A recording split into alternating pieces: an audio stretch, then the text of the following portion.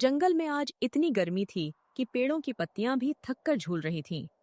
हवा गर्म तवे की तरह लग रही थी। सबसे पहले हाथी नदी के पास पहुंचा। वह भारी सांसें ले रहा था और बोला, हाय राम, आज तो मेरी सूंड भी सूख गई। अगर थोड़ा भी देर हुई तो मैं तो यहीं गिर जाऊंगा। उसी समय हिरणी अपने 2 बच्चों के साथ दौड़ती हुई आई और बोली, हाथी भाई, जरा हमें पहले पानी पीने दीजिए। बच्चों की हालत बहुत खराब है। क्यों नहीं बहन, बच्चे पहले।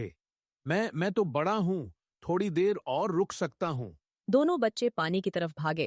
तभी पेड़ों पर उछलते कूदते हुए बंदर आया और बोला, अरे ओ, सब लोग सुन लो। ऊपर से देखा है मैंने, पानी बहुत बहुत बहुत कम है। अगर तुम सब ऐसे ही आराम से चलोगे ना, तो नदी खाली हो जाएगी। क्या पानी इतना कम? हाँ, मेरे चश्मे जैसे तीखे आंखों से सब दिखाई देता है। और तभी हंसते हुए हाथी बोला, तूने कब से चश्मा पहनना शुरू कर दिया? दिल में पहनता हूँ, दिल से देखने वाला बंदर हूँ। सभी हंस पड़े और पानी की तरफ बढ़े। हिरणी बच्चों को पानी पिलाने लगी ही थी कि अचानक झाड़ियों में भारी आवाज हुई। बंदर ने पेड़ पर चढ़कर देखा और बोला, अरे रुक जाओ, कुछ बड़ा, बहुत बड़ा इधर आ रहा है। हे भगवान, कहीं कोई खतरा तो नहीं? झाड़ी हिली और बाहर निकला घायल बाघ। उसकी चाल डगमगा रही थी, शरीर पर गहरे घाव थे। तभी हिरनी कांपते हुए बोली, बाघ, हम तो गए। किसी को मेरा घर पता है तो बता देना, मैं शायद आज नहीं बचूंगा। हाथी ने ध्यान से देखा और बोला, रुको, ये हमला करने नहीं आया, ये बहुत कमजोर है। और तभी बाघ ने टूटी आवाज में कहा, मैं लड़ने नहीं आया। मुझे पानी चाहिए। मैं कई दिनों से घायल हूं। उसकी आवाज इतनी कमजोर थी कि जंगल में सन्नाटा छा गया। सभी जानवर बाघ से दूरी बनाए खड़े थे। तभी एक खरगोश आगे आया और बोला, हम इसे पानी कैसे दें? ये तो हमारा दुश्मन है।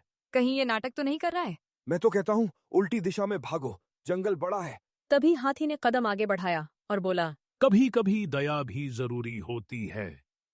अगर हम इसे यहाँ छोड़ देंगे तो ये मर जाएगा।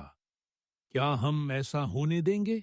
पर अगर ये ठीक हो गया और हम पर हमला करेगा तो? अगर आज हम भी कठोर बन जाएं, तो हम और बाघ में क्या फर्क रह जाएगा?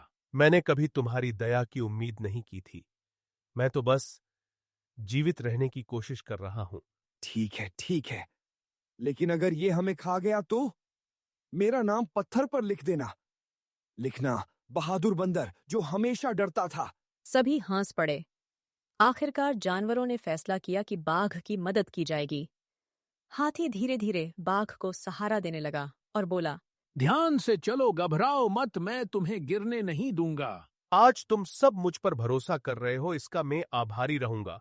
अभी तुम हमारे लिए दुश्मन नहीं, सिर्फ एक घायल जीव हो। और मैं सिर्फ एक समझदार बंदर हूं, इसलिए दूर ही रहूंगा। नदी पर पहुंचकर बाघ पानी पीने लगा और उसकी आंखों से आंसू टपकने लगे। तभी हिरन बोला, ये रो रहा है। जब दर्द बहुत होता है और कोई आस नहीं लगता, तो आंसू आ ही जाते हैं। अब तुम सुरक्षित हो। मैं अभी हकीम को बुलाता हूं, उम्मीद है वो जाग गया होगा। कुछ देर बाद उल्लू आया, आंखों पर चश्मा और पंखों में दवाइयां लिए और बोला, इतनी धूप में किसने मेरी नींद खराब की? ओह, ये तो बाघ है। उल्लू भाई, पहले इसका इलाज करो।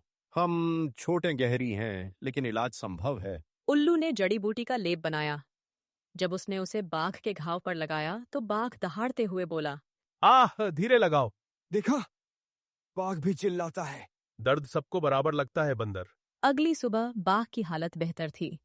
तभी हाथी के साथ सभी जानवर आए और हाथी बोला, कैसा लग रहा है आज?